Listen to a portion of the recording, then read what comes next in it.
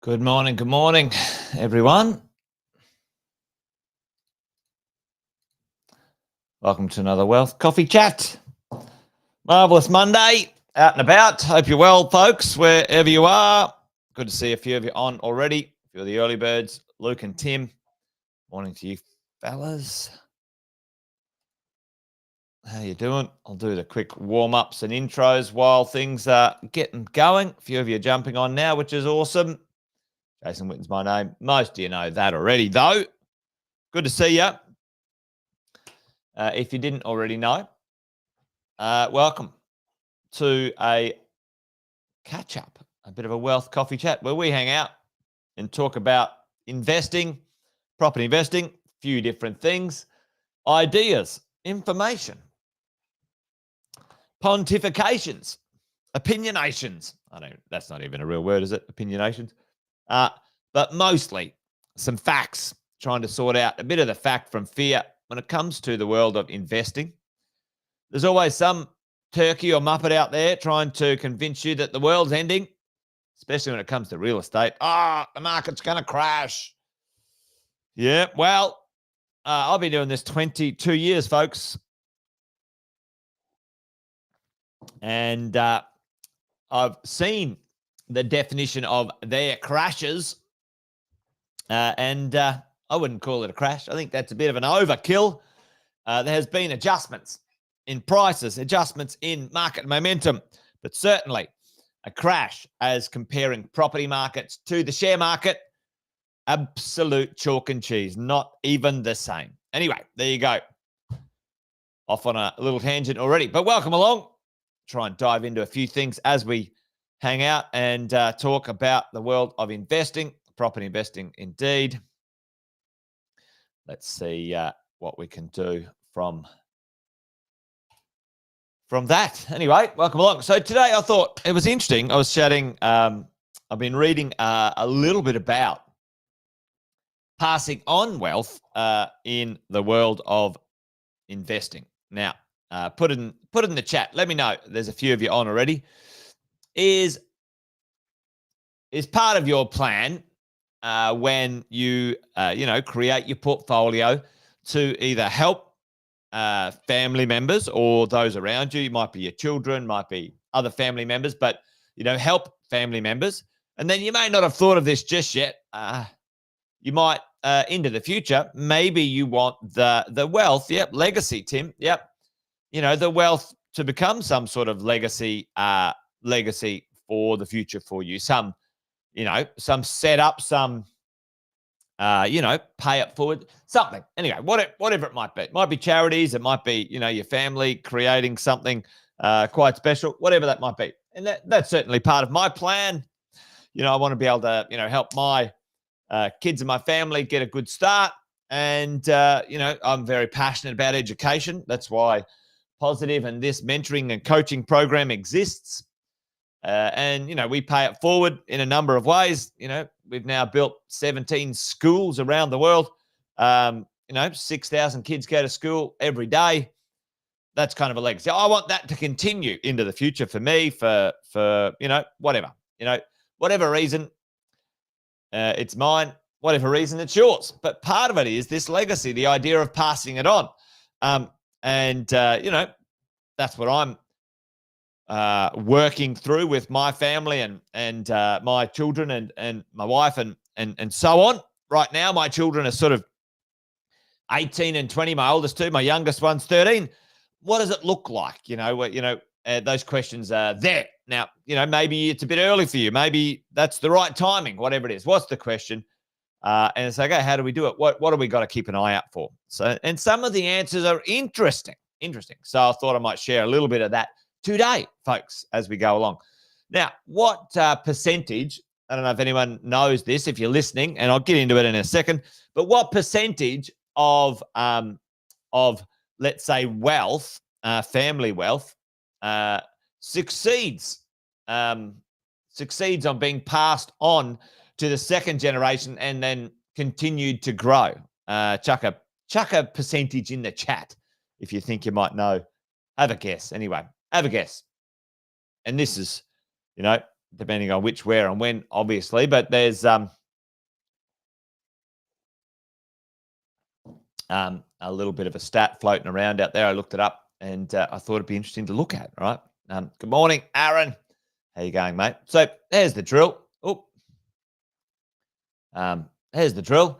Check out this. It's estimated that only 33% of family-controlled businesses and wealth, survive to the second generation. So that's what I could find. Yep, a small amount, Luke, by the look of things. And 70% of the wealth transfers family, which includes wealth outside their operating businesses. So this is failed within 3 generations. Now, that's pretty interesting, a pretty interesting stat.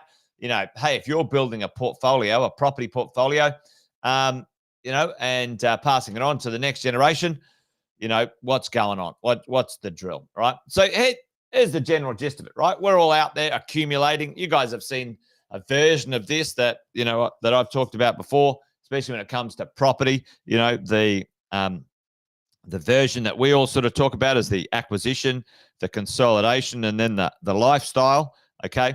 But down the bottom here, this is kind of a different version of it. It's like, all right, let's acquire some things. Let's improve our wealth from where we are to where we want to be. That's the dollar amount. That might be 5. That might be 6 properties.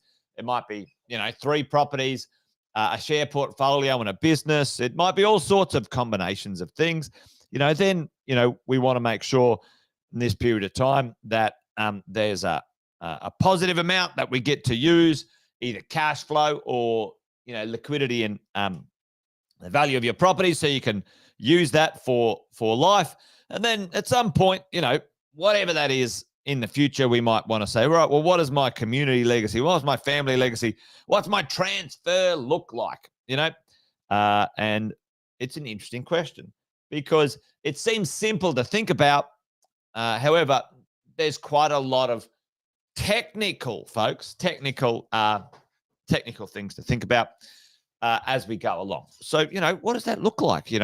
Why do wealth transfers fail? All right. And this is some research in the world of, wealth management. If your family wealth is around about sort of $20 million, well, there's these things called family offices. I don't know if anyone's heard of a family office. It's where, the wealth transfers from, an individual or, you managing the wealth, and it transfers to a group of paid professionals, right? And then you manage this group of paid professionals, and it can happen around about 20 million. It used to be a little bit more, but from 0 to 20 million, what are you going to do? What are the things to keep an eye on as we grow our wealth and make sure, if it's your plan, to pass it on and make sure it does what you want it to do. Because hey, this is your game of cricket. This is your bat and ball. You design whatever you want it to do, and see if you can put some structure around it, folks, as we go along. So the number one, 60% lack of communication and trust within the family. It's a weird thing, right? It's a weird thing. What do they say? What are the 3 or 4 main things that people say you shouldn't talk about? Put them in the chat. PG version, of course. But what are the things you say you shouldn't talk about at a dinner party, folks? Is probably the question.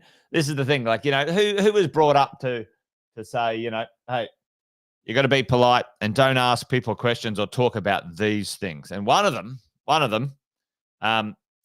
folks, is money, right? What do they say? You don't talk about money, sex, religion, and politics. Yeah, religion, politics, and money. There you go. Right? So why not? Why don't we talk about money? Well, I think that's an important thing. And lack of communication and trust within the family. Do you talk about money with your children or the people that you might be thinking about passing it on to and get to know and understand football? That's true. Don't talk about the rugby league at the moment, actually, Vanessa. I know there's many different versions of football, but feeling a little bit bruised and battered after Penrith beat the Broncos in the grand final. But anyway, there you go. And Brizzy lost in the AFL as well. Anyway, there you go. So money. So do you talk about money? What do we need to talk about as a family? What do we need to work out? Failure to prepare inheritors. Okay, what are we doing? What are we doing to prepare those that may take on the responsibility of managing our wealth? One of the things that we recognize here at Positive when we do our coaching and mentoring program, and most of you would know this if you're in our coaching and mentoring program, your children, if you join, your children are able to join for the same investment. Okay, so it's a family investment is what we're saying. So let's say mum and dad have got teenage children. They join our coaching and mentoring program. They build their property portfolio. The kids turn 18, 19, 20, whatever. They're automatically part of our coaching and mentoring program for lifetime, folks. Lifetime coaching and mentoring on property investing. Because we recognize that, if you can invest together as a family, then, hey, that's pretty cool too. I like that. Anyway, there you go. What else? Lack of family purpose. That's something there. And failures in financial planning and tax planning and investments. You would have thought it'd be more like that, wouldn't you? You would have thought, they didn't get the investments right or whatever it might be. Interesting. Isn't that interesting? Anyway, there you go. Something to think about as we build a plan, to go into the future with our wealth as investors and a family, right? So what else? What else is going on according to this research? Okay. What aspects would you like? What would work well? And these aren't surprising, these ones, I don't think, because for most of you in our coaching and mentoring program, those who are educating themselves, well, these make common sense, right? These make common sense. So, it's good to see that we're on the right track together, team. A comprehensive financial plan to ensure smooth intergenerational wealth transfer. Well, most of you are talking with your accountant and financial planner about the acquisition of your portfolio and your properties, as we go. There you go. Nice, Luke. Exactly. Talk to your children about it because it's not being taught at school. They're teaching other things that at school that may not necessarily transfer into wealth skills. That's for sure. Collaborating with experienced professionals, lawyers, financial advisors, etc., for wealth transfer. So, get a plan together. Fancy that. Okay. You want to build a property portfolio? Well, folks, create a plan. There's an idea, right? There's an idea. Create a plan. Get some experienced people around you or some good advisors and understand how to transfer it effectively, especially with tax, Folks, tax management and tax minimization is the name of the game. At the end of the day, if you set it up well, you understand when and how and what, you can manage effectively transfers of wealth, because tax is the number one expense.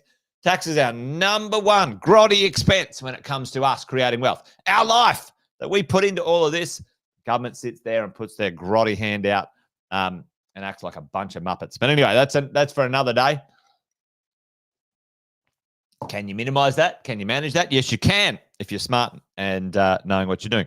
Setting up a foundation or a trust. Well, what does that mean? That's something that we don't cover at Positive per se, but that's something that might be worth having on your radar. Diverse or devise an investment strategy. Yep. I like property. You like property. It works. There's no debate. Its weakness. Its weakness, folks, is its liquidity. We might talk about that at another time. Its ability to release cash and capital fast, in comparison. I see that as a strength. There's kind of two sides to the same coin. I like that you can't sell it quickly. Because if it was like the share market, the property prices would be up and down like a bloody yo-yo. The good time Charlies would be ruining everything. Anyway, how's this one? Education for family members. Like it. Get educated together. Communication, a leadership and decision-making plan. Love it. Governance, a weird word, but it works. And a team, folks, a 6-star team as we go along. So, are we on track? Yeah. There's a few things there. There might be some structural things that you might have to think about and take a look at. So I like that, checking in, the idea if your wealth grows to, a significant amount. I know I have many clients and customers who don't only, who don't only just, I don't even know how to say that, are not just investing in property. They're investing in businesses. They're investing in shares. They're investing in all sorts of interesting things, and their wealth is growing. Some of them are many, many tens of millions of, net worth. They are installing family offices to take care of some of this stuff at that level, because it starts to pick up pace. And, what does that mean? And we're, myself and Andy Fenton are doing a little bit of education in and around this family office. We're calling it the shared family office for the moment. Those between 5 and 20 million mark, understanding how this works, which is kind of cool. So there you go. Is there something in your investing that you might need to have a think about? What does the future look like? One thing that really helped myself and our family is my wife and I read this book, actually. Leave you with a little book to read at the end of this. The 3 Big Questions for a Frantic Family. Good book, good read. Patrick Lencioni, I love his stuff. If you ever want to read some cool bits and pieces, then Patrick Lencioni does some great, business books and leadership books as well. But the 3 Big Questions for a Frantic Family. Patrick Lencioni, go buy it. It's good. It talks about, family values and putting together like a thing that the family all, talks about and believes in. Anyway, there you go. That's it. Done and dusted today. Have you got a plan? Have you thought about what it might take or what the future might look like? We all, many of us have ideas of passing things on, but have you thought through it more than just that? Just that's probably not the right way to say it, but there you go. All right, folks, that's it. Wealth Coffee Chat done and dusted for today. Good to see you. Thanks for joining me. Come along tomorrow for another one. If you're up for it, we'll do it again tomorrow, 8:10. Tell your friends, tell your family, bring all the people who need to know this stuff. There you go. And we'll hang out again tomorrow and do the do. You guys know the drill. We've got a couple of sayings around here. This thing's a marathon, not a sprint. Takes time to create the wealth that you want through real estate. Buy a good property and don't damn well sell it. Keep the thing. Buy well, don't sell. All right, folks. That's it from me. You guys take care. Good to see you. Bye for now.